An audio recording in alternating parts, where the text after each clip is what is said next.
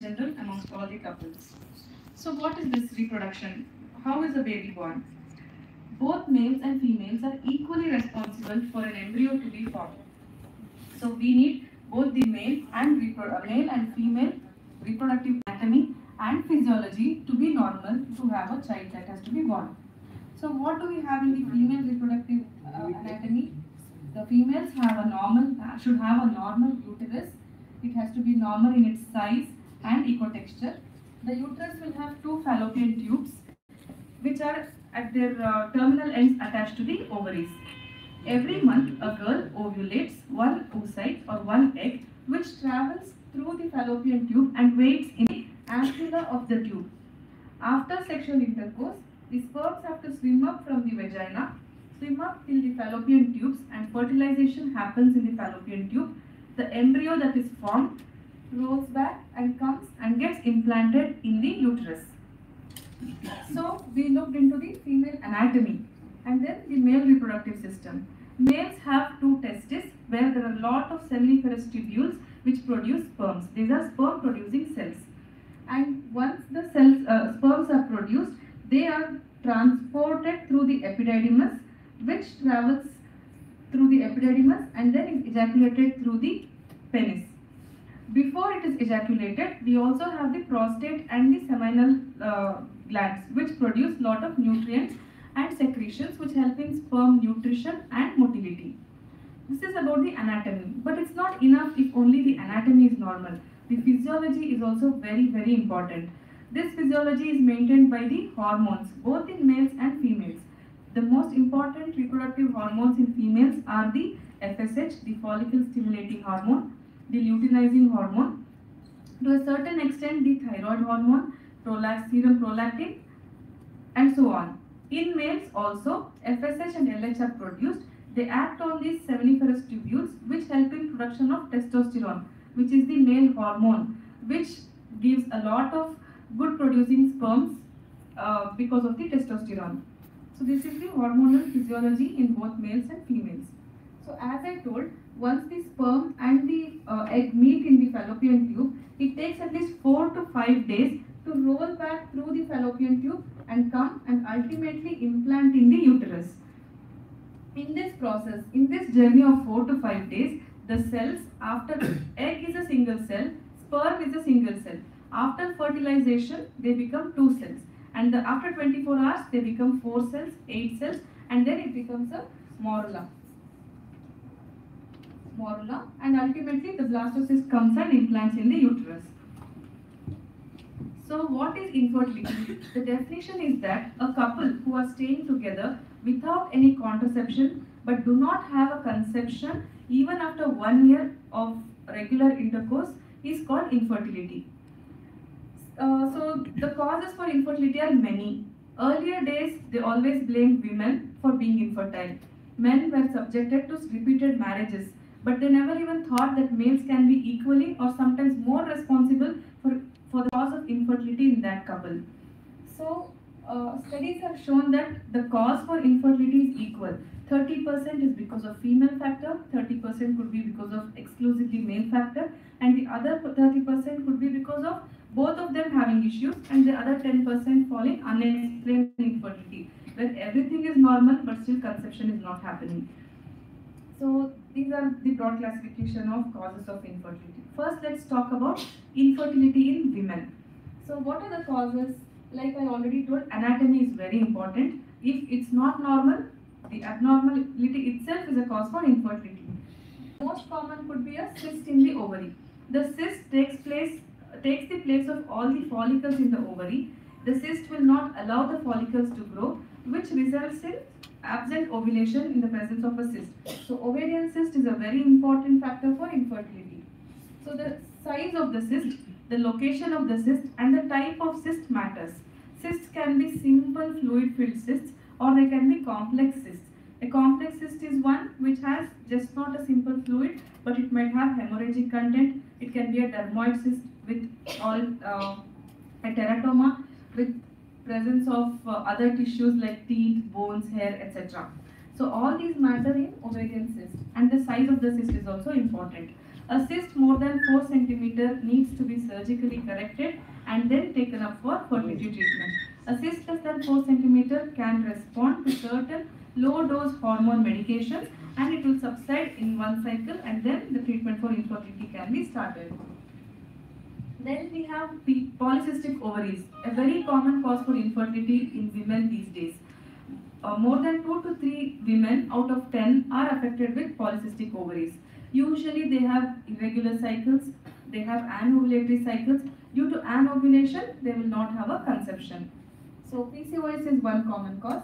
Then aging of the female reproductive tract. It's a broad term that I've just put up a slide, but why aging is an important thing these days is because gone are the days where women were only restricted to stay at home. Now they're getting education, they want to plan marriage after they are independent, they start earning. So the age of marriage and the age of a woman's desire to have a child has increased.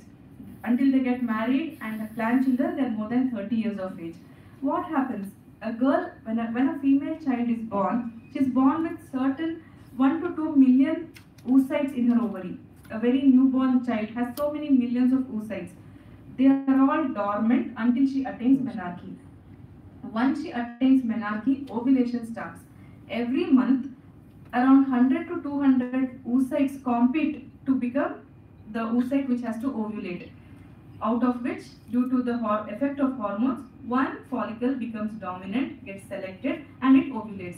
And all the other follicles which came up in the competition undergo atresia.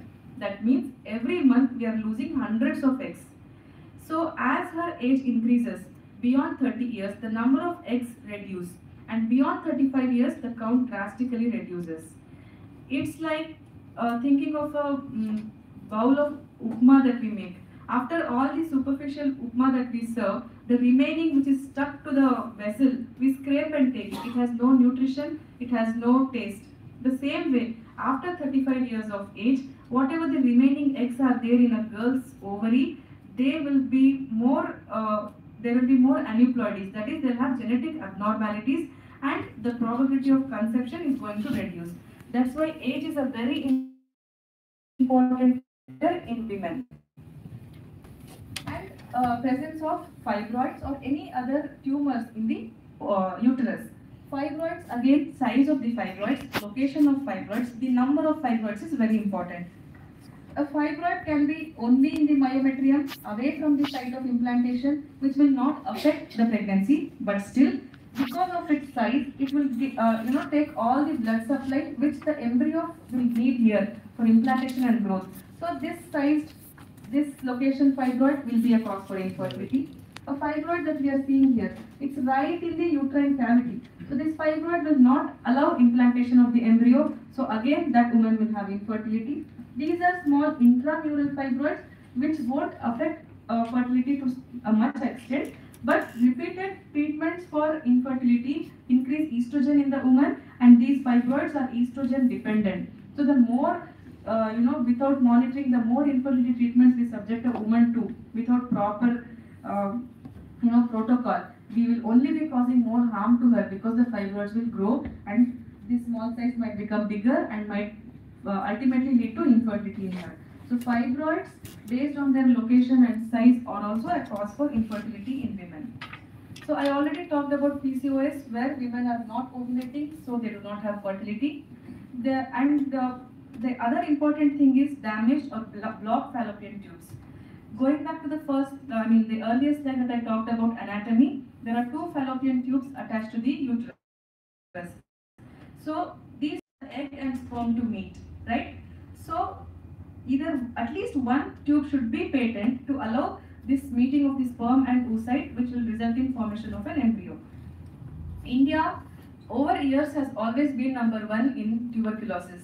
Most of the women, though they do not present with pulmonary tuberculosis with cough, fever and all those symptoms, tubercular bacilli would have invariably affected their pelvis and it will lead to a lot of damage to the pelvic organs. In what way? The tubes get blocked because of chronic inflammation. There is initial edema, collection of pus, and that which leads to hydrosalpinx and pyosalpinx and leads to blockage in fallopian tubes. And other causes for tubal blockage could be simple pelvic inflammatory disease, which we call PID. Most women here in rural parts of Karnataka are married very early. Every sexual intercourse allows some foreign fluid, the seminal fluid of men, to travel through the vagina, through the cervix, and they ultimately drain off through the fallopian tube. So there is some entry of outside fluid which is entering their pelvis.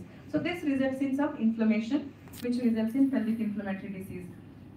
So, or there may be women who would have had an ectopic pregnancy, a ruptured ectopic pregnancy. So, a sapingectomy, that is, cutting of the fallopian tube might have been done. So, their tubes, they would have lost their tubes, which results to tubal factor infertility. Then, poor egg quality, it's related to age. As the woman's age increases, the quality of her egg reduces beyond 30 to 35 years of age. Beyond 35, at the age of 40, the probability of getting a normal child without any chromosomal abnormalities is quite difficult, but not impossible. And then we have pelvic inflammatory disease that I already spoke about, and then endometriosis. What is endometriosis? Normally, every month, endometrium sheds, which results in menstrual bleed. What happens in certain patients or certain women, the endometrium, shedding endometrium that has to shed and come out through the cervix and vagina sometimes flows through the fallopian tubes and reaches the ovaries. So this endometrial tissue reaches the ovary. The next cycle, when endometrium in the uterus is shedding, the endometrium that reached ovary in the previous cycle also sheds within the ovary. So the small endometrial tissue becomes bigger. Then the next cycle, again that endometrial tissue sheds there, but there is no outlet for it to go. Like how the endometrium is going through the cervix and vagina normally, the endometrial tissue in the ovary starts collecting and the cyst increases in size. And this goes on and on. How there is no outlet for this extra uterus of hormones. That is why endometriosis is one of the main causes for infertility. And other problems with the uterus could be these fibroid uterus or polyps and other causes. So PCOS, I already told you, this is a polycystic ovarian syndrome or a disease where ovaries will have polycystic morphology. There are multiple follicles, but ovulation is not happening. This is PCOS and it's very common these days.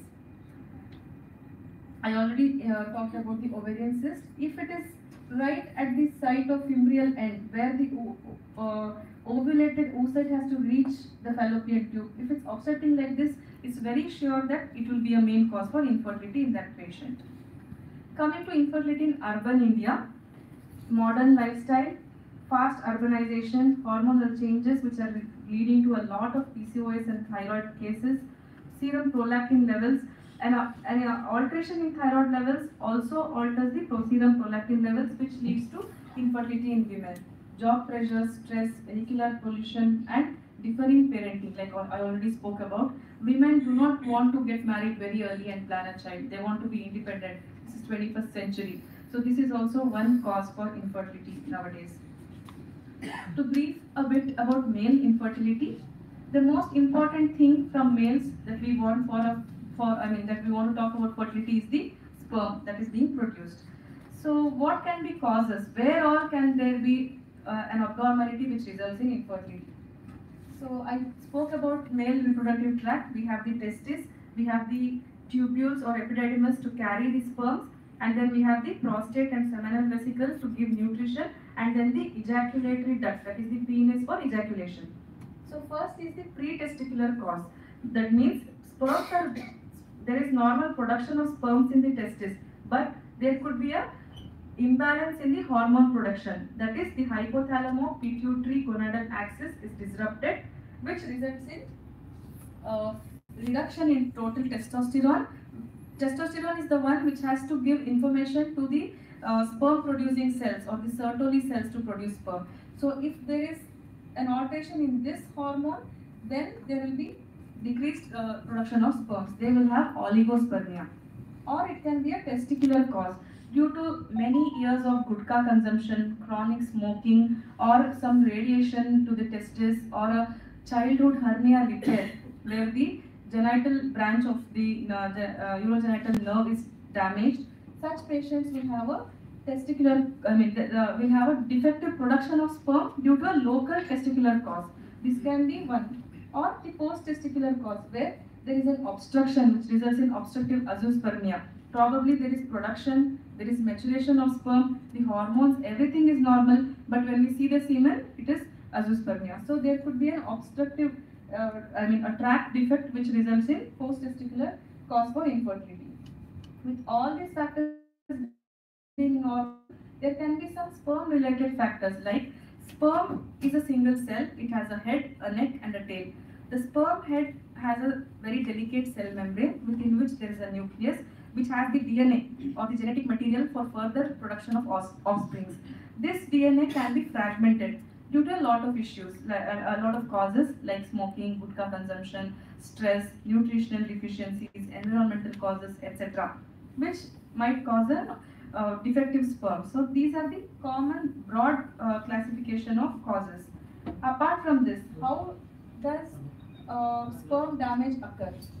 It can be due to a spinal cord injury, can be an accident during childhood or adolescent age, or a normal man in his reproductive years might have a spinal cord injury and have defective sperm production, or there can be varicoceles. What happens is males come and approach us and say they have infertility, but if a detailed examination is not made, if varicocele is not picked up, we go on giving them supplements, there won't be improvement in semen parameters. So varicocele is one common cause. The examination has to be done. If we are not very good, or if we are female practitioners and if the husband is not comfortable, send them for a scrotal ultrasound. Ultrasound will pick up varicoceles, hydroceles, and then that could be treated and the semen can be corrected. Simply loading them with supplements will not serve the purpose. And then there can be a simple infection. In some men, there will be retrograde ejaculation, or there can be some urine that is getting mixed with the semen. Urine is acidic, but the semen should be neutral pH. The pH has to be neutral. So this acidic pH of urine might cause sperm destruction. So such patients also, due to infection, they have infertility. Environmental factors, like I told you, urbanization and all the pollution and all those things. And cancer. Cancer is a very sensitive issue, and as infertility is growing, in the same way cancer branches are also expanding because it has become very common because of our lifestyles. So there may be some men, even in their young age, who have testicular cancers, or they might have had in childhood and they would have undergone radiotherapy, which would have caused atrophy of the sperm producing cells, which results in infertility in them. So the sperm protein can be damaged, or the lipids needed for the sperm might be damaged, or the DNA. The most important is the sperm DNA. Even if we see in a semen analysis gives us count, motility, morphology, but we cannot go inside the sperm head and see DNA. There is a test called DNA fragmentation index, but even though semen analysis is normal, a increased DNA fragmentation might be a cause for infertility. Earlier we would tell that is unexplained infertility, but science has grown so much, reproductive medicine has grown so much, that we can still unfold these DNA strands and find out the cause and repair that. Obesity in men is also an important factor. Obesity causes, firstly, genetically the person might be obese. So our fat cells have estrone or estrogen hormone, which causes negative feedback and decreases these FSH and LH, which in turn decreases production of sperms or oocytes in women. So in men, obesity might be due to genetic factors or stress or some hormonal imbalance in men or their lifestyle.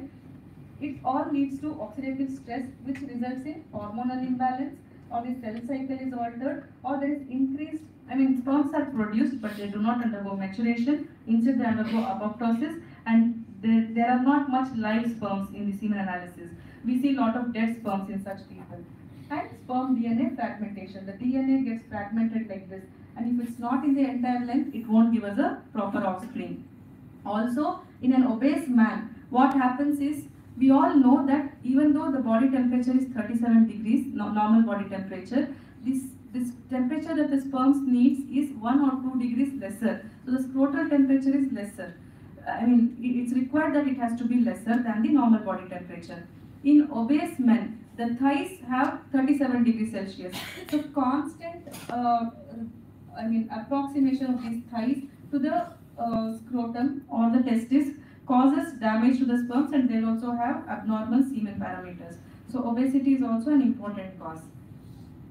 So now that we have seen broadly the causes for infertility in men and women, let's see how this has to be evaluated and how do we let them have a child. First thing is the hormonal assay. Firstly, I told you hormones are important in both of them.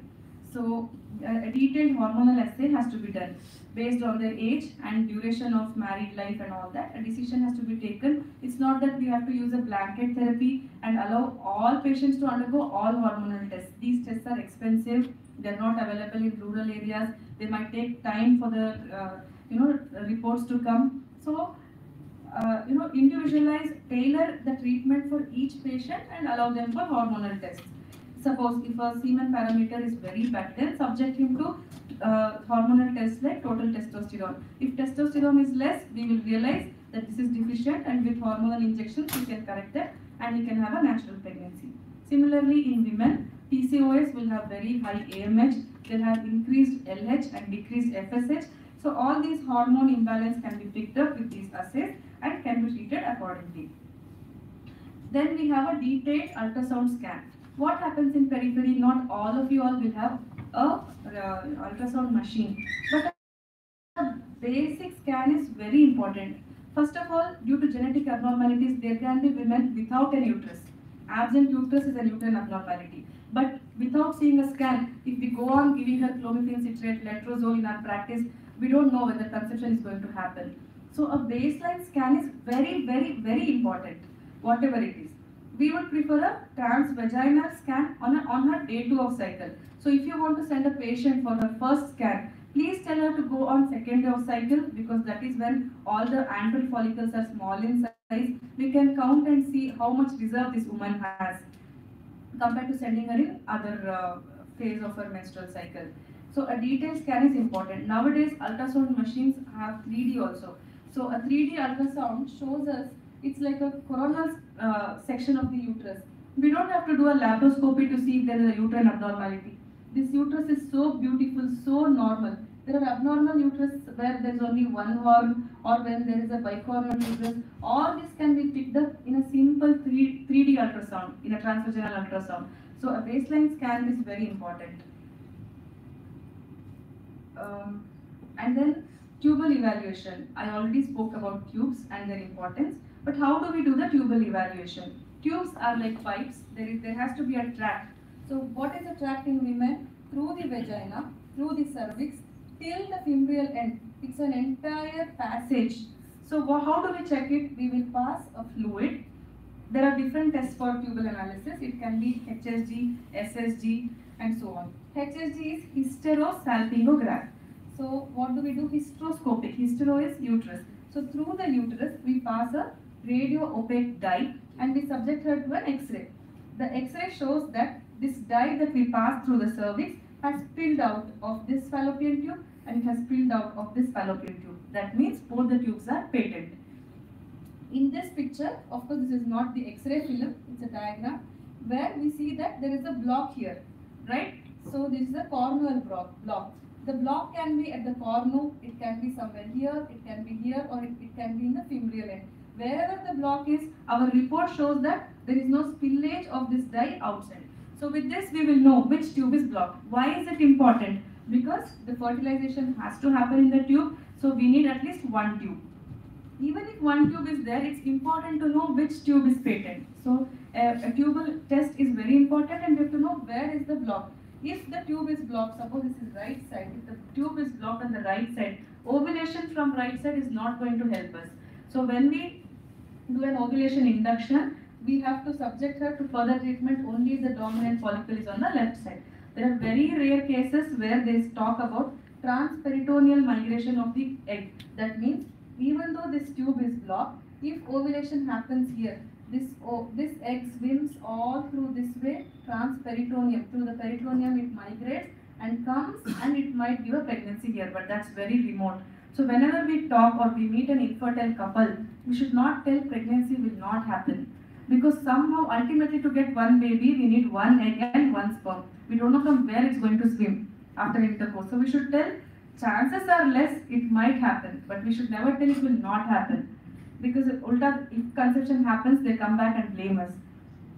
That is why tubal evaluation is important. When is this done? This is usually done after the menstrual cycle, after the bleeding has all stopped, before ovulation. That is from day 6 to day 11 of cycle, subjected to tubal test. You assess the tubes, and from next cycle you can start ovulation induction. Why should we not do it during ovulation or after ovulation? That is because if she has had a conception, if she was sexually active during her ovulatory period, and after that if we do a HSG, if already a pregnancy has happened, we are disrupting it and we are spoiling a pregnancy that has already happened. That is why better avoid HSG in the luteal phase or the tubal test in the luteal phase and do it before ovulation. And then I talked about 3D ultrasound. Sometimes some abnormalities can just not be picked up with a 3D ultrasound. We will have to do a diagnostic histolaparoscopy. That is like going inside and looking into any abnormality and correcting it.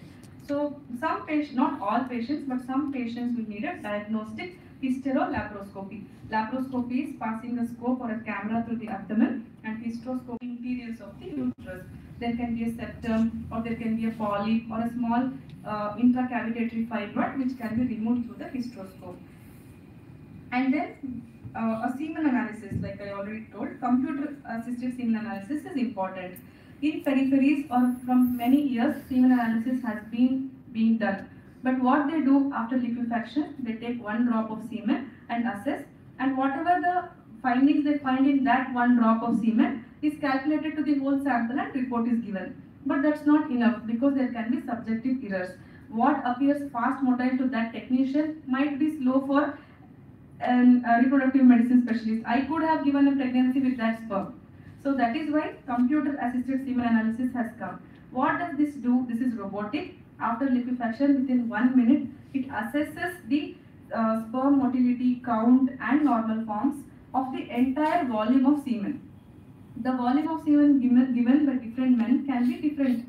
Some people give 1 ml, 2 ml, 3 ml. So instead of assessing it in just 1 drop, the entire volume can be assessed and total concentration in entire 4 ml or 3 ml can be assessed.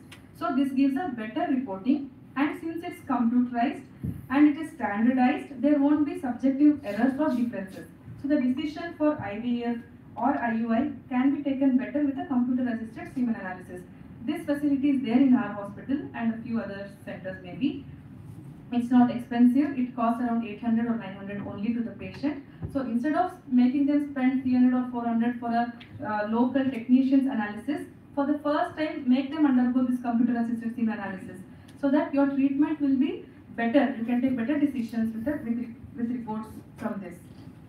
So after finding out the cause of infertility in the couple that have reached us, now what are the treatments that we can offer them? What are the probable treatments available in reproductive medicine? Not every patient requires IUI or IVF. Depending on patient's age and cause for infertility, treatment can be tailored per couple. So first and the most basic is the timed natural cycle for conception. In a PCOS patient, she will have cycles once in 35 days or 45 days. So she will be ovulating on day 20. But generally what we say, try from day 10 to day 14. So if we time her ovulation and time their intercourse, pregnancy will happen. They don't need big signs or big therapies. They don't have to spend much money. Pregnancy will happen. So timing ovulation and timing intercourse itself will give them pregnancy. In patients who have normal reserve, normal uterus, normal tubes and normal sperm, this can be the first treatment that can be offered. In patients who have male factor, like the motility might be less, such people will need IUI. I'll talk about what is IUI. IUI means intrauterine insemination. Normally, after intercourse, the semen is deposited or the sperms are deposited in the vagina. So the sperms have to swim up all through the cervix, the uterus, go to the tube. Here, after ovulation, the egg would be waiting in the ampulla. The sperm has to reach the egg, fertilization has to happen, and then it has to come back and implant here. When I'm showing the picture of this pointer, it appears very simple. But for that single cell sperm, it's a very big area. It's like imagining us in one entire India map, how small we are. to reach any place. It's like that for the sperm to reach the egg. So if the motility is less or if the count is less, we can wash that semen, prepare. Washing the semen activates their motility. They become faster, and when we add media to them, they get more nutrition. So they swim better. The intrauterine insemination, that means we are putting the semen in the uterus, at the fundus of the uterus. So this much of distance is bypassed, so they reach the egg sooner and better. This is called intrauterine insemination. This is a simple procedure. It is a daycare procedure. It is non-invasive. Only if some patients have a cervical stenosis. Stenosis is like it's so closed that the catheter itself cannot pass. Such patients might need sedation. Then we can do a gentle dilatation of the cervix and then do IUI. Otherwise, it's a very simple daycare procedure. This is called IUI. So IUI can be offered for patients who have poor semen parameters and for patients who have a single tube block also. Because if one tube is blocked also, if the other ovary has ovulated, sperms can swim in that side and have a conception. Why this helps is, normally if there are 100 sperms released in the vagina, around, if 100 begin their journey from the vagina, around 20 until they reach cervix, around 20 get spilled out, which is a normal phenomenon because of liquefaction. Some semen is spilled out. Another 20-30 sperms might get lost here because of their loss of ATPs and their energy, or they might dash the opposite walls of the uterus, change direction, swim back. So 20 were lost by spilling out, 20 lost their energy by the time they crossed the cervix. So ultimately we have 60 sperms reaching here. In this 60, 30 have to swim here, 30 have to swim here. This is when the count is 100 million. But that's not the case. They have 20 million, 5 million. That is why IUI helps us to give a better concentrate of the semen in the fundus, which helps in better conception. So IUI is a good option for patients with these factors. If both the tubes are blocked, or if there is severe male factor infertility, like zero motility, if the motility is zero, even though we put the sperms here, they cannot swim even this much of distance. For such patients, IVF will be necessary. What is IVF? In vitro fertilization. Whatever happens inside our body is called in vivo. That is, the ovulation, the fertilization, implantation, everything happens within the body. In vitro fertilization, after ovulation, the eggs are picked up, and after picking up of the eggs, the sperm is injected inside the egg, or sometimes the egg is kept in a petri dish and the sperms are allowed, they themselves go and fertilize. So this is IVF or ICSI, intracytoplasmic sperm injection. That means in the cytoplasm of the oocyte or the egg, sperm is injected. In 24 hours, the nucleus of both of them form pronuclei, they fuse, and then they start forming they start dividing, they become 2-cell, 4-cell and 8-cell stage in the next 2-3 days. So IVF is offered for patients who have severe male factor infertility, or if both the tubes are blocked, or if there is unexplained infertility. There are several IVF cycles but it's failing. What happens is, sometimes the cell wall of the oocyte, which is called the oolemma, is so thick that the sperms cannot penetrate the oolemma or the cell membrane of the oocyte. So even after doing repeated IUIs, they will not conceive at all. So doing an ICSI in such patients helps us to give them a good pregnancy at a lesser time. So this is IVF. And in some patients that I spoke about in male factor, they might have an obstructive azoospermia. There is obstruction at the ejaculatory duct or a seminal vesicular duct. In such patients, we can take a surgical sperm extraction, that is right from the testis or from the epididymis. Sperms can be taken and then ICSI. These sperms will be immature actually. They undergo maturation at the final stage. We can do an in vitro maturation, that is, even the sperm maturation is done outside and then injected into the oocyte, and that IVF also can be offered to patients who have obstructive azoospermia. I see most of the reports in peripheries that are done, they just give azoospermia. But then azoospermia has two, obstructive or non-obstructive. How is it assessed? We have to check the fructose content. Fructose test is not done everywhere because the technician or the tactologist might not be knowing in peripheries. So if you find azoospermia, don't tell the husband he will never have kids. Please tell him to do the next test, the fructose test. Based on that, we can counsel and offer them the right treatment. And then counseling, diet and all that are important in reproductive practice. And confidentiality is very important. In patients who have azoospermia or an elderly woman who is beyond 35 or 40 years of age but still desirous of pregnancy, we offer them third-party reproduction. What is third-party reproduction? If a girl has no eggs but still she wants to have a baby, we can take egg from another young girl and inject sperm of her own husband in that and make an IVF and put the IVF baby, the embryo will be put into the woman. So these are all sensitive issues. Maybe they do not want to disclose it to others. But third-party reproduction can be offered. And donor sperm IUI in azoospermic males, a donor sperm IUI can be offered and conception can be given to such patients. So confidentiality and ethical practice is very important.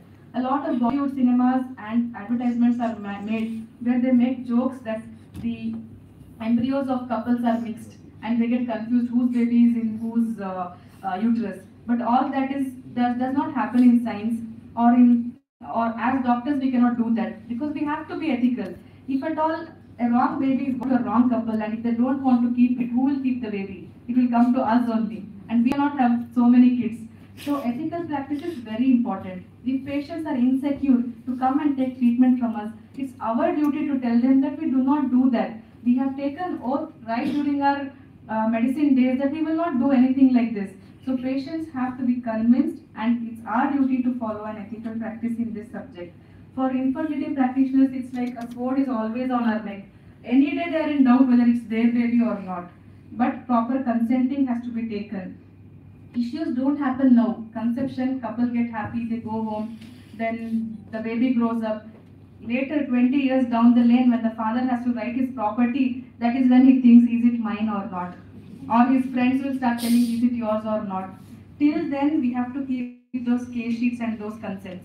Once the husband signs our consent forms that he's okay to go with donor sperm, that means his signature means that for all the future, the child that is going to be born will be a legal inherent of everything that he has.